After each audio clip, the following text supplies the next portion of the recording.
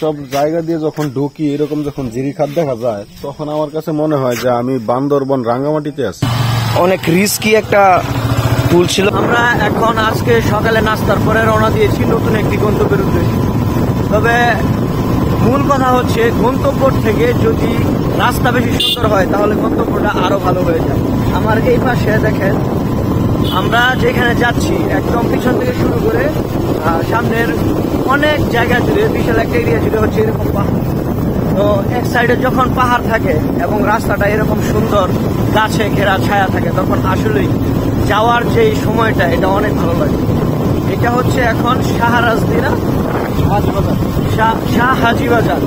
তো এটা হচ্ছে আমরা যাচ্ছি হচ্ছে এখন শাহ হাজিবাজার। ওইখানে হচ্ছে আরো ভালো একটা প্লেস আছে, সেটা সারপ্রাইজ হিসেবে আমার কাছে রাখা হচ্ছে। আমাকে বলা হয় নাই যে ওইখানে কি আছে। তো আমিও এক্সাইটেড দেখার জন্য যে যাওয়ার রাস্তায় যদি এত সুন্দর হয় তাহলে ডেস্টিনেশনটি কেমন হবে। তো লেটস গো, সাথে থাকুন, লাস্ট পর্যন্ত দেখা। চলে যাচ্ছিলাম কিন্তু হঠাৎ করে এরকম সুন্দর জায়গায় একটা চা স্টল দেখে আমরা দাঁড়িয়ে গেলাম এখান থেকে চা খাওয়ার জন্য। কারণ চা খাওয়ার থেকে ভালো একটা জায়গায় বসে চা খাওয়া, এটার যে ফিলিংস এটা অন্যরকম। এইরকম সুন্দর একটা জায়গায় এই ছোট্ট একটা চায়ের টং দোকান, এখানে থেকে চা নিয়ে যে কোনো জায়গায় বসে চা খাইলে আমার মনে হয় যে চা খাওয়ার থেকে ফিলিংসটা বেশি আসবে। অসাধারণ একটা জায়গা। হবিগঞ্জ এসে মনে হচ্ছে যেন বান্দরবন ঢুকে গেছি। এই হচ্ছে অবস্থা। যাওয়া যাবে যদি এটা উঠায় দেওয়া যায়। এখানে তো লোক আছে। তো আমার কাছে মনে হচ্ছে যেন আমি হবিগঞ্জ না বান্দরবন আছি।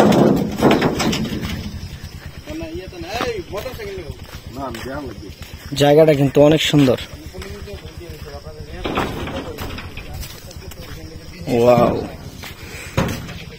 নাজমুল তোমার কাছে কি মনে হচ্ছে কোনো ভাবে যেটা হবিগঞ্জ? আসলে এখানে হবিগঞ্জ বলে মনে হয় না। এইসব জায়গা দিয়ে যখন ঢুকি এরকম যখন জিরিখাত দেখা যায় তখন আমার কাছে মনে হয় যে আমি বান্দরবন রাঙ্গামাটিতে আছি। এটা এই যে দেখো পিছনে বিশাল বড় পাহাড় আর নিচে হচ্ছে ঝিরি, রাবার বাগান। এবং এইটা যেরকম একটা কি বলে এটাকে ব্রিজ বা যেরকম একটা কালভার্ট, এই ধরনের কালভার্ট গুলা সাধারণত বান্দরবন এলাকাতেই থাকে। আসলে বান্দরবনে যেখানে দুর্গম জায়গাগুলো, ওই জায়গাগুলোতে যাওয়ার জন্য সাধারণত এরকম ব্রিজ দেখা যায়। বাইক গুলো হচ্ছে এক এক করে পার হওয়ার ট্রাই করছে। সাবধানে আসতে হবে, ওই পারে কিন্তু পা রাখার জায়গা পাবে না।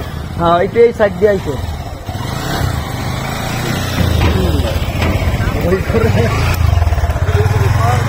একটু সাবধানে হিসাবে যদি চিপার মধ্যে ইয়ে পড়া যায় চাকা তাহলে কিন্তু সমস্যা হইব। এই দুইটা পাইপের চাকা।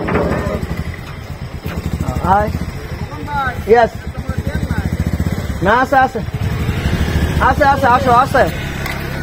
আবার এই পাশটা নিয়ে ধর, এই পাশে যদি কাটতে হবে পারা হবে না। এটা মোটামুটি ভালো রিস্কি একটা, আবার সম্ভব না, এটা বিশাল ওজন। আমি ভাবছিলাম সরাই দেই।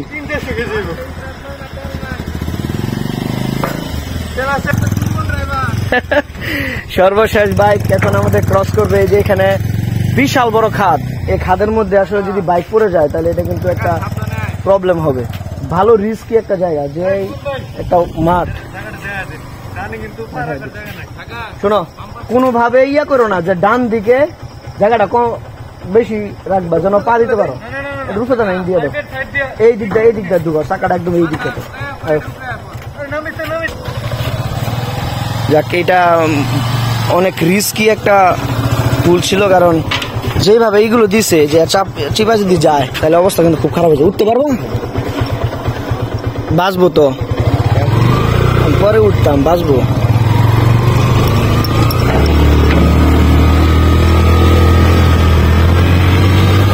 ভাইরে, আমার কাছে মনে হইতেছে যে নিশ্চিত আমি বান্দরবনের গহীন অরণ্যে ঢুকতেছি। কারণ এইখানে আইসা আমি এই ধরনের একটা রাস্তা বা পুল পাবো এটা আমার কল্পনার বাইরে ছিল। যারা ঘুমায় আছে তারা ঘুমায় থাক। ও মাই গড ভাই, বিশ্বাস করো আমার কাছে কোনোভাবেই মনে হইতেছে না যেটা হবিগঞ্জ আছে। হবিগঞ্জের ভিতরে যে এরকম জায়গায় থাকবে এটা কল্পনার বাইরে। জায়গাটা সত্যি অসাধারণ, অনেক সুন্দর। আমরা এখন যেই রাস্তা দিয়ে ঢুকতেছি এটা এখনো আমরা উপরের দিকে উঠছি, এবং এই ঢালুটা যদি ক্যামেরায় বোঝা যাচ্ছে কিনা জানি না, এই ঢালুটা যদি দেখেন তাহলে বুঝতে পারবেন যে আমরা একদম পাহাড়ের উপরে উঠতেছি, এবং সাইডে যত গাছ আছে সব হচ্ছে রাবার গাছ। এই যে রাবার গাছ, এটাই হচ্ছে রাবার বাগান, এবং এই যে এই গাছগুলোই হচ্ছে রাবার গাছ। এই যে এখান থেকে হচ্ছে রাবারটা তারা বের করে নিয়ে এই জায়গাগুলোতে রাখে। আমি কোন দিক দিয়ে যে ক্যামেরা ধরবো, কোন পাশ দিয়ে ভিডিও করবো এটা বুঝে উঠতে পারছি, কারণ এই হলো অবস্থা। একদম চারপাশ এত সুন্দর ভিউ, এত সুন্দর জায়গা। আসলে এই পাশটা ভিডিও করলে মনে হয় এই পাশ বাকি আছে, এই পাশ ভিডিও করলে মনে হয় এই পাশ বাকি আছে। এই যে পিছনে আমাদের আরো 2টা বাইক আছে, আমরা আজকে হচ্ছে মাত্র 3টা বাইকে 6 জন আসছি। এই হচ্ছে আমাদের শাখাওয়াত, যার এখানে আমরা আসছি, এ হচ্ছে আমাদের হোস্ট। তো সে আমাদের কোথায় নিয়ে যায়, এখানে আমরা বিরতি নিচ্ছি ছবি উঠানোর জন্য।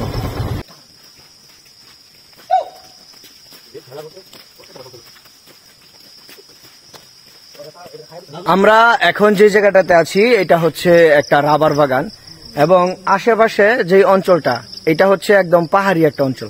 তো এই অঞ্চলটা দেখে কোনোভাবেই মনে হচ্ছে না যে আমি এখন হবিগঞ্জে আছি। এটা দেখে আমার কাছে মনে হচ্ছে যেন আমি আগেও বলেছি যে বান্দরবনের কোন গভীর অরণ্যে বা গহীন অরণ্যে আছি। আর এই যে রাবার বাগানের বিষয়টা হচ্ছে এইভাবে গাছটা সুন্দর করে কেটে এই দিকটা হচ্ছে রাবারটা তারা সংগ্রহ করে, এবং এই যে পাত্র, এই পাত্রটাতে হচ্ছে রাবারটা জমা হয়। তো এখন মনে হচ্ছে এই বাগানটা থেকে রাবার সংগ্রহের কাজ বন্ধ আছে সাময়িকভাবে। এখন কেন বন্ধ আছে জানি না, হয়তো বা তাদের রেস্ট দিতে হয় গাছকে। এই যে এই গাছটা কিন্তু এখান থেকে রাবার সংগ্রহ শুরু করা হয়েছে, এখানে এসে শেষ। তো আমরা মোটামুটি 1-1.5 কিলোর মতো আসছি, এবং এই দিকে যতটুকু দেখা যায় পুরাটাই হচ্ছে এই রাবার বাগান। তো এর আগেও আমি রাবার বাগানে আসছি, কিন্তু আজকের যে সৌন্দর্যটা এটা এক্সট্রিম লেভেলের। আমরা সকালে ঘুম থেকে উঠেই একদম নিরেট নেচারের কাছে যাওয়ার একটা প্ল্যান করি, এবং সেই জন্য আজকে আমরা এখানে চলে আসছি। তো আবারও বন্ধু হোস্টকে জানাচ্ছি অসংখ্য ধন্যবাদ ওরকম সুন্দর একটা জায়গায় নিয়ে আসার জন্য। তো অবশ্যই ভিডিওর শেষ পর্যন্ত থাকবেন। আরো হবিগঞ্জের এরকম প্রত্যন্ত অঞ্চলে সুন্দর যে জায়গাগুলো আছে এগুলা ঘুরে ফিরে আপনাদের সাথে শেয়ার করব। অবশ্যই চ্যানেলটি সাবস্ক্রাইব করে সাথে থাকবেন। সামনে বিশাল পাহাড়, দেখে মনে হচ্ছে আমরা ইন্ডিয়ার বর্ডারে চলে আসছি, কিন্তু এটা ছোটখাটো পাহাড়, এবং এখানে বড় বড় রাবার গাছ আছে যার জন্য এরকম মনে হচ্ছে। আর এই যে সুন্দর একটা ব্রিজ, আর এই ব্রিজটা হচ্ছে এই যে এই নদীটার উপরে অবস্থিত। এই জায়গাগুলোর যে ভিউ বা সৌন্দর্য এইটা আসলে চোখে না দেখলে বোঝা যাবে না। কোন ভাই এমন শান্তি ভাই, শুধু শান্তি আর শান্তি। আমরা এখন যে জায়গাটা যাচ্ছি পিছনে হচ্ছে বিশাল পাহাড় দেখা যাচ্ছে, আর এটা হচ্ছে একটা স্টিলের ব্রিজ, আর ব্রিজটা হচ্ছে এই যে ক্যানেলটা এর উপরে, আর এই জায়গাটা দিয়ে হচ্ছে পাহাড়ি ঢলগুলো নামে। এই জন্য এখন শুধু বালি এবং শুকনো অবস্থায় আছে। যখন অতিরিক্ত বৃষ্টি হবে তখন এই যে রাস্তাটা এটা দিয়েই হচ্ছে পাহাড়ি ঢলগুলো নামবে, আর এই জন্যই এই জায়গাটা এরকম দেখা যাচ্ছে। এটা অনেস্টলি খুব সুন্দর লাগতেছে দেখতে, এবং পিছনে যে ভিউটা এটা অসাধারণ ভিউ। তো আমাদের গন্তব্য বলতে আজকে নির্দিষ্ট কোনো গন্তব্য নেই, এইভাবেই বিভিন্ন জায়গায় ঘুরবো এবং এই সুন্দর সুন্দর জায়গাগুলো আমরা হচ্ছে দেখবো। এবং এই যে সাথে আছে হচ্ছে আমাদের এই যে, আর আপনারা আরেকটা বিষয় লক্ষ্য করলে দেখতে পারবেন যে এইখানে এই ব্রিজটার একদম লাস্ট মাথায় একটা কনক্রিটের বাঁধ আছে।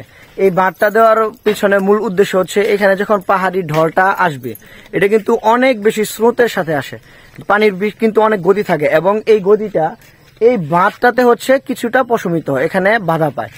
যদি এটা না থাকতো তাহলে হচ্ছে যে পাড়টা আছে এই পাড়ে কিন্তু প্রচন্ড গতিতে পানিটা ধাক্কা খেত এবং ভূমিধস হইতো, এবং ভূমিধসে যে পিছনে যে রাবার বাগান এই রাবার বাগানগুলো ক্ষতিগ্রস্ত হইতো। এবং আমি লক্ষ্য করলাম যে এখানে যতগুলা এরকম ব্রিজ আছে বা যেই জায়গাগুলো হচ্ছে এরকম ভেঙে যাওয়ার মতো প্রবণতা আছে সবগুলোতে হচ্ছে কোনো না কোনো এইভাবে প্রোটেকশন দেওয়া। তো এই জায়গাগুলোতে আসলে না আসলে বুঝার কোনো ব্যবস্থা নাই যে এটা আমাদের এত কাছে একটা জায়গা। আমরা কিন্তু হবিগঞ্জ বা মাধবপুর বলতে শুধু যে মাধবপুর লেক আমরা ওই সকল জায়গায় কি বুঝি, কিন্তু মাধবপুর লেক থেকে এই জায়গাগুলো আরো 100% বেশি সুন্দর, কারণ ওই জায়গাগুলো হচ্ছে একদম কি বলে পর্যটন কেন্দ্র। আমরা এই সকল জায়গায় না আসলে বুঝতেই পারতাম না যে মাধবপুরে এত সুন্দর জায়গা আছে। এখানে বুঝাই যায় না যে এটা একটা সমতল ভূমি, বোঝা যায় যে এটা হচ্ছে একটা পাহাড়ি ভূমি। তো আমরা কিন্তু সাধারণত মাধবপুর বলতে সেই মাধবপুর লেককেই বুঝি, কিন্তু এই দিকে যে এত সুন্দর জায়গা আছে এটা কিন্তু আমরা জানতাম না। মাধবপুর লেক কিন্তু এখন একদম ঘোরার অনুপযোগী হয়ে গেছে, কারণ এত বেশি মানুষ থাকে এবং এত বেশি কৃত্রিমতা ওইখানে। কেউ যদি নেচার পছন্দ করে তাহলে সেই মাধবপুর এই লেক ওইখানে যায়, আর আমার মনে হয় না সে মজা পাবে।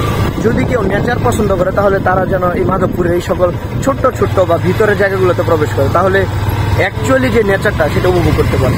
এটা হচ্ছে হবিগঞ্জ গ্যাস ফিল্ড লোকেশন 3, অর্থাৎ এটা একটা গ্যাস ফিল্ড কূপ।